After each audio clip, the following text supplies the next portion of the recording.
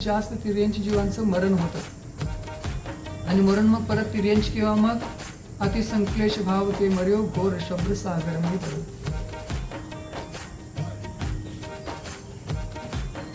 निगोदामधून निघायचं कारण सांगितलं होतं की कषायांची मंदता, लेशांची मंदता.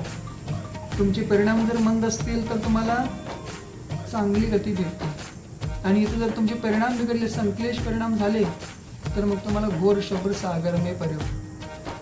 घोर शब्द सागर म्हणजे काय, नरकामध्ये पडावं लागतं.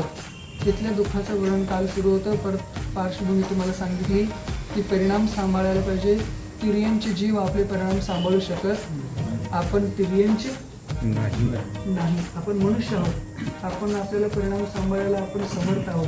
म्हणून मग प्रत्येक वेळी विचार करायचा. कशा ज्यावेळी होतात ना तर विचार नाही चुकलं माझं, मी बिघडलो, मी भडकलो, मला शांत राहायला पाहिजे होतं, मी माझे परिणाम सांभाळायला पाहिजे. कारण कर्मबंध मलाच होणार आहे, कर्मबंधाचा त्रास मलाच भोगावा लागणार आहे, पापाचं फळ मलाच भोगावं लागणार आहे. असं ज्यावेळी विचार करू ना त्यावेळी मग आपण स्थिर राहू, मग आपण शांत राहू.